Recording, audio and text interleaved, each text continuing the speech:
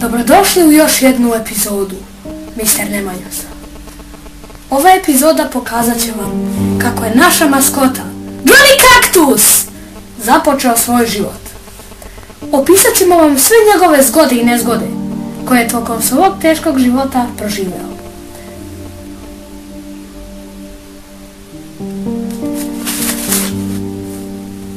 Već od malih nogu su ga maltretirali i tukli ga bodljama, jer je kao mali pupoljak izvršio veliku nuždu kada su se njegova 3 brata osušila zbog prejakog mirisa.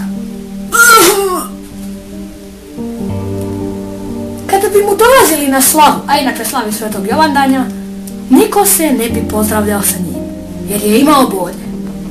Iako je bio veoma dobar, jabuke su ga mrzele, jer bi posle druženja sa njim bivale sakate.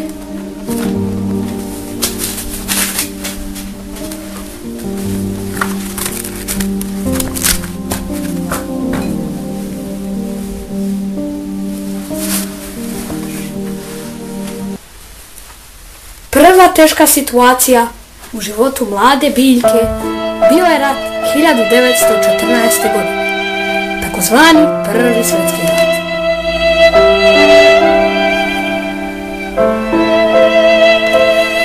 Johnny je bio primoran da se bori, lije znoj, krv i fotosintetičku masu za svoju otadžbinu.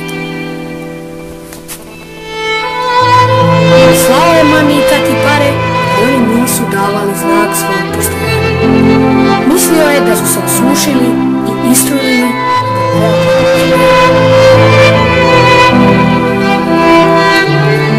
Iako su mu pupoljci bili mladi, uspio je da zdejstvuje pobedu u najvažnijoj bici tog rata. Nažalost, iz rata izašao samo on bez pobjede.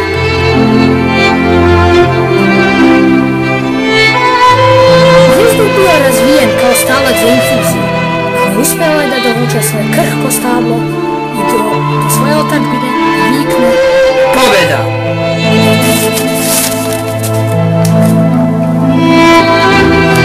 Ali tu ga je čekala veća katastrofa. Saznao je potresnu vest sa kojom se teško